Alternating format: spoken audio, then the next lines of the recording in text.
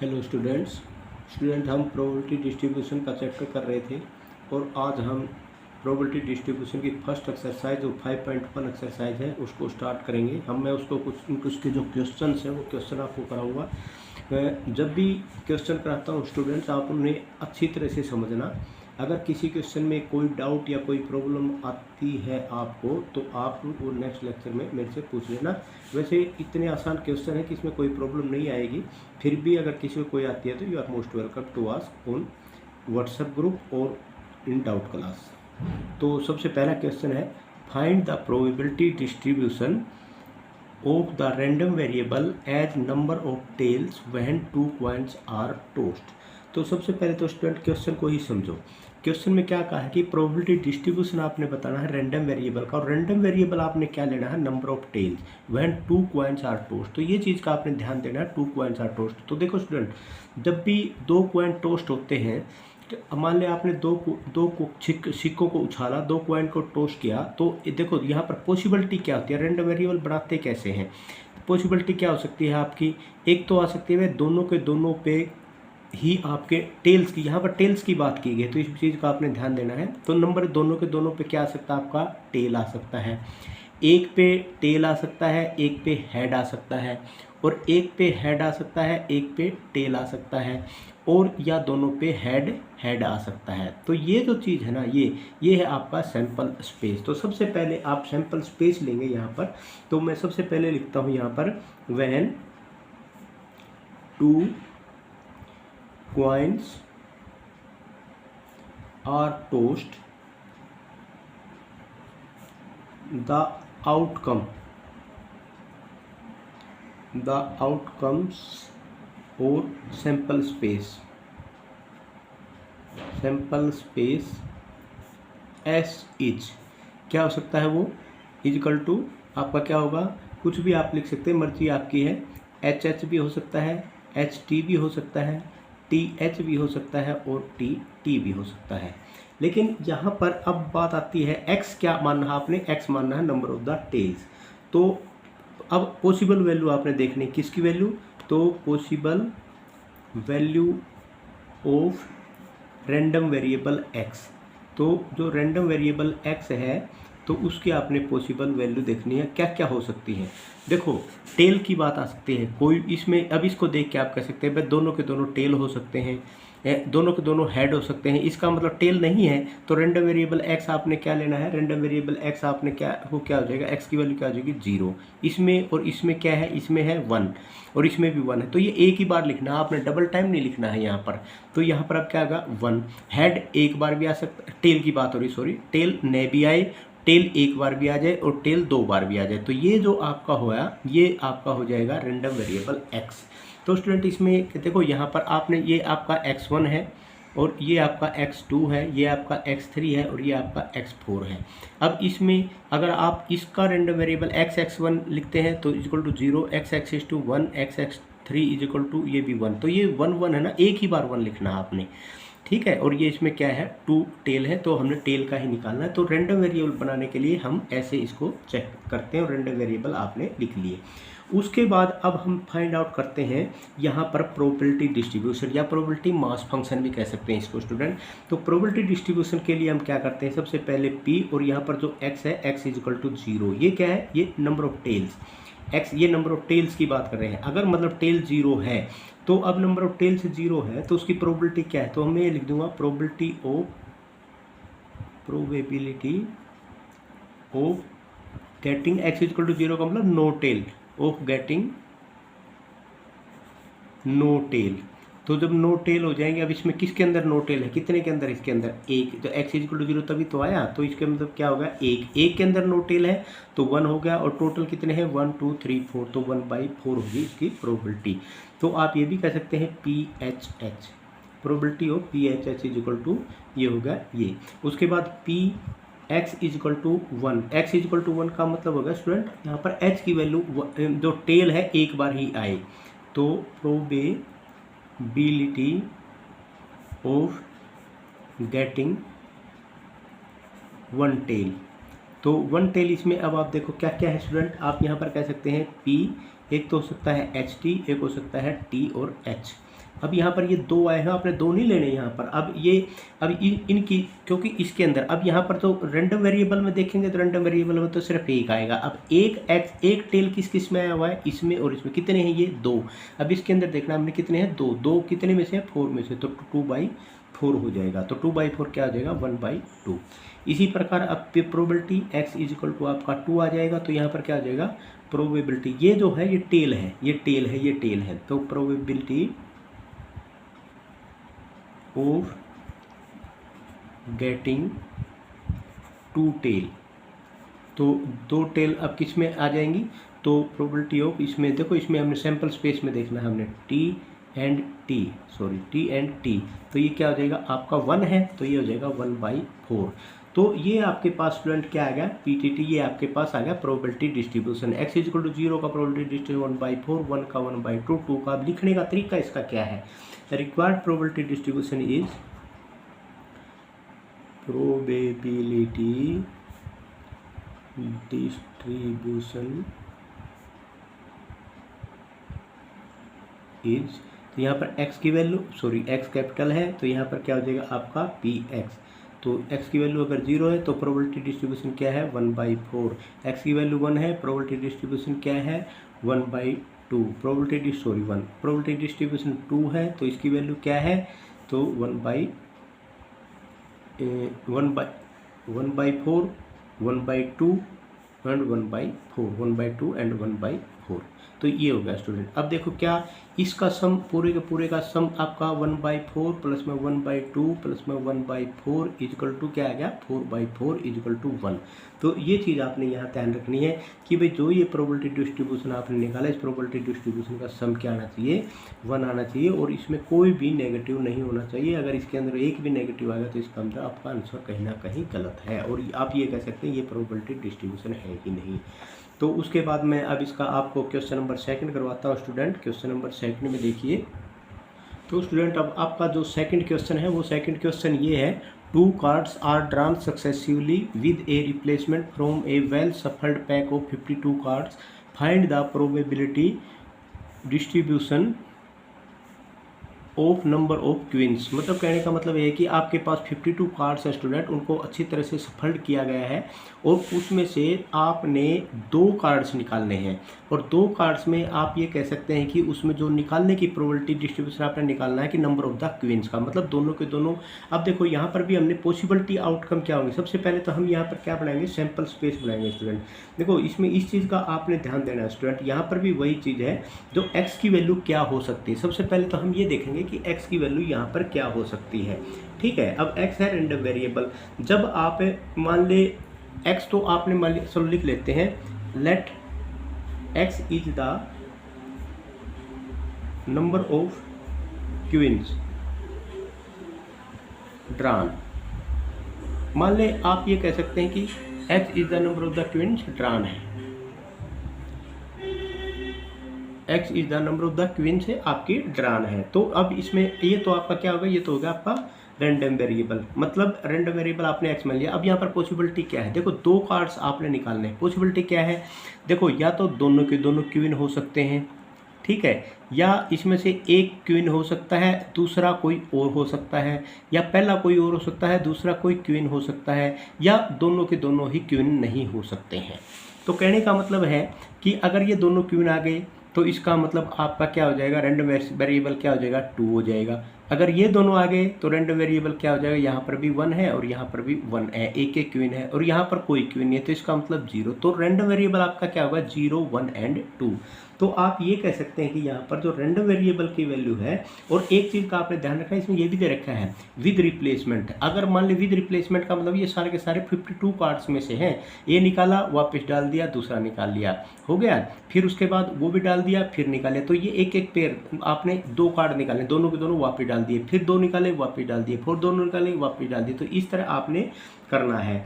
तो अब मतलब आपने ये देखना है कि भाई जैसे ही आपने ये इसमें ना कितनी बार निकालना है, मतलब ये तो पॉसिबिलिटी आउटकम है, आपने 2 निकाले, एक निकाला, एक निकाला तो एक वापस डाल दिया, वो मतलब रिप्लेसमेंट कर दिया उसको। ये नहीं है कि 51 कार्ड रहेगा 51 में से फिर आपने निकाले ना, 52 में से ही पहली बार निकाल रहे हैं, 52 में से ही अगली बार निकाल रहे हैं, तो आफ्टर रिप्लेसमेंट आप कर रहे हैं। तो इसका मतलब जो रैंडम वेरिएबल x की वैल्यू क्या आएगी, तो रैंडम वेरिएबल, अब आपको ये पता चल गया student, random variable possible out कर, रैंडम वेरिएबल की जो वैल्यू x की है वो क्या क्या आ जाएगी, 0 आ गई, 1 आ गई एंड 2 आ गई। तो ये चीज़ आपको सबसे पहले तो ये पता लगाना बहुत ज़रूरी है कि रैंडम वेरिएबल की वैल्यू क्या आती है। अब स्टूडेंट इस क्वेश्चन में आपने देखो यहाँ पर आपने जैसे क्वीन आ गई, तो इसका मतलब आपने पहली बार भी सक्सेस मिल गई, दूसरी बार भी सक्सेस मिल गई। अब यहाँ पर क्या है, क्वीन आ गई तो सक्सेस मिल गई, दूसरा कोई आया तो फेलियर हो गया, यहाँ पर फेलियर हो गया, यहाँ पर सक्सेस हो गया, यहाँ पर दोनों बार फेलियर होगा। तो अब यहाँ से हमने सक्सेस और फेलियर की प्रोबेबिलिटी निकालनी है, उसके बाद ही हम इस क्वेश्चन को सोल्व कर सकेंगे। इस चीज़ का आपने ध्यान देना है। यहाँ पर एक बार फिर मैं बता देता हूँ स्टूडेंट, जब भी इस तरह के क्वेश्चन आते हैं कार्ड्स को सफल, क्योंकि ज़्यादा कार्ड है 52 कार्ड्स है, तो 52 कार्ड्स में से हम वैसे तो निकाल नहीं सकते, इसका कम्बिनेशन का यूज यहाँ पर करेंगे। तो आपने पता हुआ परमुटेशन एंड कम्बिनेशन में कम्बिनेशन का यूज यहाँ पर करेंगे। अब इसमें अगर मान ले एक बार फिर मैं बताता हूँ, अगर पहली बार क्वीन आता है तो आपको सक्सेस मिल गई, दूसरी बार भी क्वीन आता है फिर आपको सक्सेस मिल गई, पहली बार क्वीन आ गया, दूसरी बार क्वीन नहीं आया, पहली बार सक्सेस मिल गई, दूसरी बार आप फेल हो गए, पहली बार क्वीन नहीं आया, दूसरी बार क्वीन आ गया, तो पहली बार फेलियर हो गया, अगली बार सक्सेस मिल गई। तो अब हम यहाँ पर प्रोबेबिलिटी निकालेंगे सक्सेस और फेलियर की। अब हम मान लेते हैं let S denote the event of getting queen, मतलब आप ये सक्सेस को कर सकते हैं, ठीक है। और F denote the event of not getting queen, not getting queen, तो आप ये कह सकते हैं फेलियर। तो एक F से डिनोट कर लो, एक S से डिनोट कर लो। अब सबसे पहले मैं प्रोबेबिलिटी ऑफ सक्सेस की निकालता हूँ। प्रोबेबिलिटी ऑफ सक्सेस, एक क्वीन एक क्वीन आने के कितने चांसेस होते हैं, क्वीन कितनी होती हैं स्टूडेंट, 4 होती हैं, तो 52 में से 4 निकालनी है, व्हाट इज द पॉसिबिलिटी। तो आप ये कह सकते हैं कि 4 क्वीन्स हैं, उनमें से कोई भी एक आ सकती है, और उसके बाद क्या हो जाएगा आपका 52, तो ये हो जाएगा 1/3। और प्रोबेबिलिटी ऑफ फेलियर क्या हो सकती है स्टूडेंट, कितनी आपके पास से क्वीन है, 4 है। तो अब यहाँ पर आपके पास क्या हो जाएगा, फेलियर में आपके पास से एक तो देखो 2 तरीके होते हैं यहाँ पर। फेलियर के लिए आप क्या करेंगे, 1 माइनस में 1/13 हो जाएगा, क्योंकि ये सक्सेस का है, तो फेलियर क्या करेगा 1-13 हो जाएगा, तो इक्वल टू क्या आ जाएगा 1 - 1/13, क्योंकि टोटल फेलियर और सक्सेस दोनों मिला के 1 होता है, तो ये क्या हो जाएगा 12/13। तो प्रोबेबिलिटी ऑफ सक्सेस भी आ गई और प्रोबेबिलिटी ऑफ फेलियर भी आ गई। तो अब आपको ये पता चल गया कि भाई ये आपका आपने अब एक बार S1 हो सकता है, S2 हो सकता है। अब आपने ये चीज़ देखना है 1 and 2, जो चीज़ यहाँ पर 1/1 आप चेक करेंगे, यहाँ पर I भी आप लिख सकते थे, तो I में आपका 1 and 2 हो जाता। अब सबसे पहले मैं प्रोबेबिलिटी किसकी निकालूंगा स्टूडेंट, x = 0, ठीक है। अब आपने रैंडम वेरिएबल देखे थे, x = 0, x = 0 का मतलब क्या हुआ, कोई सक्सेस नहीं है। इसका मतलब आप यहाँ पर ये कह सकते हैं प्रोबेबिलिटी ऑफ नॉट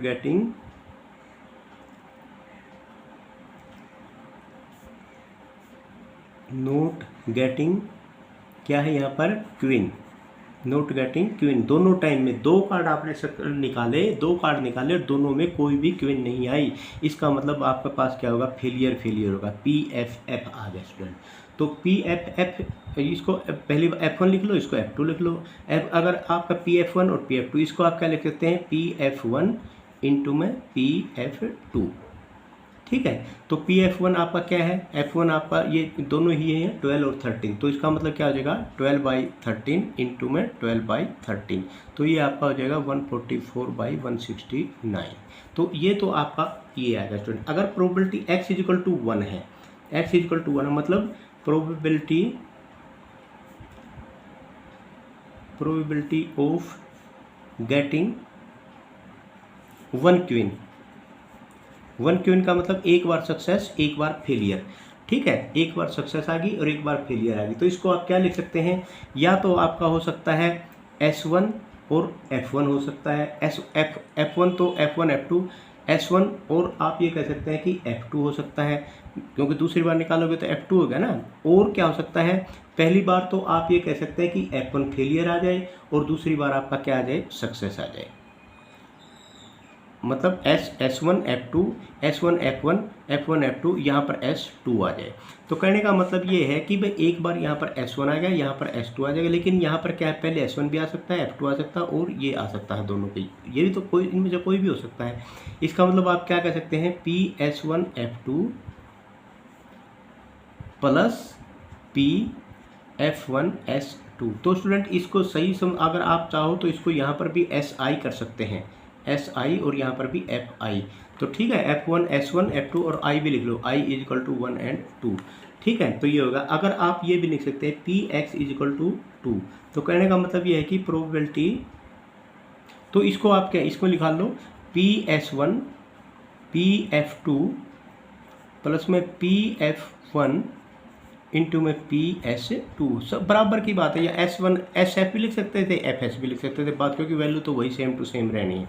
तो अब इसमें S1 की वैल्यू क्या है, S की वैल्यू क्या है 1/13, और ये क्या है 12/13, प्लस में F ये भी 12/13, और ये क्या है 1/13। ठीक है, तो 12 प्लस में 12 आपका क्या हो जाएगा 24/169, क्योंकि 13 × 13 169, तो ये आ गया। तो अब X A probability of getting 2 queen, क्योंकि अब तो दोनों की दोनों क्वीन आ गई, 2 क्वीन। तो 2 क्वीन जब आ जाती है तो दोनों बार इसका मतलब आपको सक्सेस मिल गई। तो क्या हो जाएगी, probability of S1 and S2। ठीक है, तो इसका मतलब क्या होगा, प्रोबेबिलिटी ऑफ S1 इंटू में प्रोबेबिलिटी ऑफ S2। तो ये चीज़ का आपने देना। S1 क्या है, सक्सेस, एक बार तो 1/13 है, दूसरी बार फिर क्या है 1/13 है, और ये क्या हो जाएगा 1/169। तो इसमें जो प्रोबेबिलिटी डिस्ट्रीब्यूशन अब क्या बन गया स्टूडेंट, प्रोबेबिलिटी डिस्ट्रीब्यूशन। तो स्टूडेंट ऐसे क्वेश्चनों को करने से पहले एक बार आपने ये जरूर ध्यान दे लेना है कि भाई ये रिप्लेसमेंट का है या विदाउट रिप्लेसमेंट का है। तो प्रोबेबिलिटी डिस्ट्रीब्यूशन आपका क्या हो जाएगा, X ले लिया आपने, PX ले लिया, वही मेथड X 0 1 एंड 2। 0 पे प्रोबेबिलिटी डिस्ट्रीब्यूशन क्या आया 144/169, 1 पे प्रोबेबिलिटी डिस्ट्रीब्यूशन क्या आया स्टूडेंट 24/169, और यहाँ पर क्या आ गया 1/169। तो ये क्या होगा 168 प्लस में 169, और 169/169 आपके पास क्या हो जाएगा स्टूडेंट 1 हो जाएगा। तो इसका मतलब सम 1 आ गया, तो हमारा आंसर बिल्कुल ठीक है। तो ये चीज़ जो है स्टूडेंट, ये चीज़ आपने यहाँ पर ध्यान देनी है, और ये देखो आपका इजी क्वेश्चन हो गया है बिल्कुल। अब ये था क्वेश्चन नंबर 2। इसमें एक बार फिर मैं बता देता हूँ, आपने सबसे पहले ये देखना है कि हमारे प्रोबेबिलिटी रैंडम वेरिएबल क्या होंगे। रैंडम वेरिएबल में जब 2 कार्ड निकाल रहे हैं और क्वीन की बात कर रहे हैं, तो मान ली एक बार कार्ड निकाला, फिर एक बार, ये पॉसिबिलिटी आउटपुट क्या हो सकता है। तो पॉसिबल आउटपुट क्या हो सकता है, भाई दोनों बार आपके क्वीन निकल जाए, एक बार क्वीन निकल जाए, एक बार दूसरा कोई पत्ता आ जाए, पहली बार कोई और पत्ता आ जाए, दूसरी बार क्वीन आ जाए, या दोनों बार ही क्वीन ना आए। ठीक है, तो इसका मतलब एक बार आ गई तो मतलब एक बार भी नहीं आया तो 0, और एक बार अगर आ जाती है, चाहे वो आ गया है पहले है चाहे बाद में, उसका 1, अगर दोनों बार क्वीन आ जाती है तो उसका क्या हो जाएगा 2। तो रैंडम वेरिएबल आपका क्या हो जाएगा, ये आपका 0 1 एंड 2। ठीक है, और ऐसे क्वेश्चनों को फिर हम प्रोबेबिलिटी जो निकालते हैं, एक बार सक्सेस की, एक बार फेलियर की, एक बार सक्सेस की, एक बार फेलियर की, ऐसे निकाल के इसको सोल्व कर लेते हैं स्टूडेंट्स। अब हम नेक्स्ट क्वेश्चन करते हैं स्टूडेंट, क्वेश्चन नंबर 3। तो स्टूडेंट ये है आपका क्वेश्चन नंबर 3। तो क्वेश्चन नंबर 3 में क्या है, 2 cards are drawn simultaneously from a pack of 52 cards without replacement, find the probability of number of the kings. देखो स्टूडेंट, इसमें और पहले वाले क्वेश्चन में क्या है, उसमें आपका रिप्लेसमेंट था, इसमें विदाउट रिप्लेसमेंट है। और विदाउट रिप्लेसमेंट का मतलब क्या है स्टूडेंट, कि भाई आपने एक कार्ड निकाला, कार्ड निकाल के आपने उसको निकालने के बाद वापस उसी में डाल दिया, तो ये तो होगा विद रिप्लेसमेंट। विदाउट रिप्लेसमेंट का मतलब है अगर आपने कार्ड निकाल दिया तो निकाल लिया, अगली जो आप निकालेंगे वो 51 कार्ड्स में से प्रोबेबिलिटी निकालेंगे, नहीं कि 52 में से। बस इसी चीज़ का यहाँ पर मेन चीज़ ध्यान देना है। रैंडम वेरिएबल तो सेम टू सेम है, let X be the random variable of, क्या है यहाँ पर king, of king drawn. King जो आपने ड्रॉ करना है उसका आपने रैंडम वेरिएबल है, और x की वैल्यू क्या हो जाएगी, x जो है value of x are 0 1 and 2। क्यों? क्योंकि जब दो कार्ड निकालोगे स्टूडेंट, या तो दोनों के दोनों किंग नहीं हो सकते हैं, या एक किंग हो जाए, एक आपका दूसरा कोई पत्ता हो जाए, या पहले आपने निकाला एक मतलब दूसरा कोई पत्ता है, दूसरी बार किंग हो जाए, या आप ये कह सकते हैं दोनों के दोनों किंग निकला है। लेकिन किंग तो कितने हैं? 4 ही है, और उसके बाद 4 में से ही आप निकालेंगे। लेकिन एक बार एक निकाल लिया आपने, तो दूसरा जब भी आप निकालेंगे तो 51 से निकालेंगे। तो ये चीज़ें देखो आप। अब सबसे पहले आप यहाँ पर क्या निकालेंगे स्टूडेंट, जैसे कि सबसे पहले probability of x is equal to 1, direct probability distribution निकालते हैं हम। तो हम यहाँ सबसे पहले लिखते हैं x इज इक्वल टू 0 का मतलब क्या हो गया? Probability of drawing no king, probability of drawing, सबसे पहले हम ले लेते हैं नो किंग। अब इसको देखो इस मेथड से भी कर सकते हैं हम। सबसे पहले अब यहाँ पर इसको दूसरा क्या मेथड है, यहाँ पर देखो probability of drawing no king. अब यहाँ पर हम probability of success, probability of failure अगर आप निकालते हैं ना, एक बार आप निकालते हैं प्रोबेबिलिटी ऑफ सक्सेस, लेकिन फेलियर जो आपने निकाला उसमें फिर आप 51 का फार्मूला लगाना पड़ेगा इसमें। अब इसमें आप क्या कह सकते हैं, सबसे पहले तो आप कोई किंग नहीं आया, लेकिन उसमें 2 पत्ते आपने निकाले, 2 पत्ते तो 4 कार्ड आपके चले गए, ठीक है ना, 4 कार्ड चले गए आपके। तो इसका मतलब 40 कितने कार्ड और बच गए? 48। उन चारों में से कोई नहीं आया, तो क्या नो किंग का मतलब 48 में से कोई भी 2 कार्ड आ गए फेवरेबल। ये आपके हक की बात कर रहे हैं, इसके अनुसार ये फेवरेबल केस कितने बच गए फिर? 48C2, और यहाँ पर आपके पास क्या आ गया? 52C2। तो इसमें से स्टूडेंट 48C2 का मतलब क्या होगा? 48 इंटू में 47 डिवाइड बाई 2 इंटू में 1, तो यहाँ से इसके बाद आपका 24 आ जाएगा, तो ये आपका आ जाएगा 188, ठीक है। उसके बाद सॉरी, और यहाँ पर आपका आ जाएगा 52C2, तो 52 इंटू 51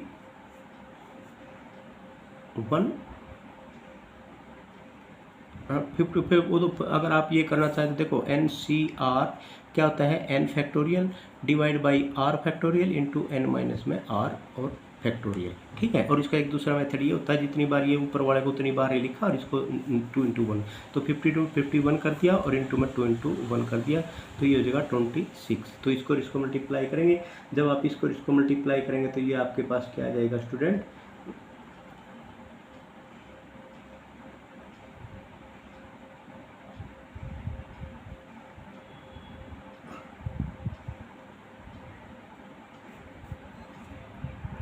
इसको अभी ऐसे ही कर लो स्टूडेंट, 24 इंटू में 47 हो जाएगा, और डिवाइड बाई आपका क्या हो जाएगा? ये हो जाएगा 26 इंटू में 51 हो जाएगा, ठीक है स्टूडेंट। तो 3 8 जा हो गया, और 3 से यहाँ 17 आ जाएगा, तो यहाँ से 13 आ जाएगा, और यहाँ से आपका क्या आ जाएगा? 2 3 जा और 2 4 जा, तो 4 7 जा 28, 4 4 जा 16, 188, और यहाँ पर ये आ जाएगा 221। तो ये आ गई प्रोबेबिलिटी आपकी। तो इसका मतलब ये हो गया probability of getting no king. तो इसके बाद प्रोबेबिलिटी ऑफ गेटिंग 1 किंग। तो अगर ये आपका है तो यहाँ पर आप क्या लेंगे? यहाँ पर देखेंगे आप प्रोबेबिलिटी ऑफ ड्राइंग 1 किंग। तो इसके 2 मेथड है स्टूडेंट। एक तो मतलब क्या है कि इसमें देखो सबसे पहले तो एक बार आपने निकालना है, एक बार आप निकालेंगे तो आपने 2 प्रोबेबिलिटी बन सकती है भाई। 4 में से एक तो चीज़ आपने निकाली, देखो एक तो चीज़ 2 चीज़ें हैं यहाँ पर। एक तो आपने 4 कार्ड है, 4 कार्ड में से एक आ गया, ठीक है, 4 कार्ड में से एक आ गया, ये आपका क्या होगा? फेवरेबल केस हो गया, 4 कार्ड में से एक आ गया। दूसरा आपका क्या होगा? दूसरी बार अब आपके पास कितने कार्ड बच गए? 48 बच गए, क्योंकि एक तो उसमें से निकाल लिया। तो 48 इंटू C1, एक तो 4C1, दूसरा 48C1, तो और डिवाइड बाई आपका क्या हो जाएगा स्टूडेंट? 52C2, ठीक है। एक निकालने हैं। अब यहाँ पर आपने ये चीज़ आपने देखनी है स्टूडेंट कि भाई एक कार्ड 48, मान ले 4 कार्डों में से एक बार एक आपका निकल गया, तो ये चीज़ का आपने यहाँ पर ध्यान देना है स्टूडेंट। जैसे कि 4 कार्ड हैं, 4 कार्ड में 4 किंग हैं, और 4 किंग में से एक किंग तो यहाँ पर आ गया, ठीक है। अब विदाउट रिप्लेसमेंट आपने क्या, बाकी कितने बच गए स्टूडेंट? बाकी बच गए आपके पास 48। अब इन 48 में से अब बिना किंग के कितने बचे हैं 48, क्योंकि आपने वो उसमें किंग नहीं आता, उसमें किंग नहीं आता, तो अब ये क्या होगा 4c1 इंटू 48 बचे जो कि बिना किंग के बचे हैं 48c1। अब ये 48c1 में से आपने निकाला और इस 48c1 उसमें से भी एक ही निकाला और टोटल आपके पॉसिबल आउटकम कितने थे, total number of the events 52c2। तो ये हो जाएगा 4 इंटू में 48 स्टूडेंट, और ये हो जाएगा 52 इंटू में 51 और डिवाइड बाई 2, तो ये हो जाएगा 26। तो ये हो जाएगा 4 इंटू में 48 डिवाइड बाई 26 इंटू में 51, और ये आपका हो जाएगा वही जो आपने पहले किया था 32 डिवाइड बाई 1 2 to 1 2 to 1। ठीक है, तो ये आपका 3 से 16, 3 से 17 और 2 2 जा 2 से 13। ठीक है, तो P आपका x इज इक्वल टू 2 की अगर बात आ जाती है तो ये आपका क्या हो जाएगा student, probability of drawing 2 king. तो दोनों किंग तो स्टूडेंट 4 में से 2 किंग आ जाएंगे, 4 में से 2 किंग आएंगे तो 48 में से तो फिर कुछ नहीं आना, तो इसका मतलब यहाँ पर क्या हो जाएगा सिर्फ 4 का ही लेना है। तो यहाँ पर आपका क्या हो जाएगा 4, जब दो आपने तो सिर्फ कहा है दोनों ही किंग आ जाए, जो 4c2, जब 4c2 आ जाएगा तो यहाँ पर क्या आ जाएगा 52c2। तो इसका मतलब आपका यहाँ पर क्या आएगा स्टूडेंट 4c2, तो 4 इंटू 3 डिवाइड बाई 2 और डिवाइड बाई क्या हो जाएगा 52 इंटू में 51 डिवाइड बाई 2। ठीक है, तो 2 से 2 कट गया और यहाँ पर क्या हो जाएगा आपका 3 से 17 और 4 से यहाँ पर 13, 17 और 13 121, तो यहाँ पर क्या आ जाएगा 1 डिवाइड बाई 2 2 2 1। ठीक है, तो ये आएगा स्टूडेंट। अब इसका हमने निकालना है प्रोबेबिलिटी डिस्ट्रीब्यूशन। तो प्रोबेबिलिटी डिस्ट्रीब्यूशन तो आपको पता ही है, अब बड़ा इजीली आप निकाल सकते हैं। तो प्रोबेबिलिटी डिस्ट्रीब्यूशन आपका क्या होगा, प्रोबेबिलिटी डिस्ट्रीब्यूशन आपका स्टूडेंट हो जाएगा यहाँ पर, मान लिया ये x हो गया, ये हो गया आपका px, तो x और ये px, x क्या है 0, ये 1 है और ये क्या है आपका 2, और ये क्या क्या है स्टूडेंट, जैसे इसकी 0 के साथ में प्रोबेबिलिटी क्या आई 188 डिवाइड बाई 2 to 1, और 1 के साथ में कितनी है स्टूडेंट 32 डिवाइड बाई 2 to 1, और इसके बाद क्या है 1 डिवाइड बाई 2 to 1।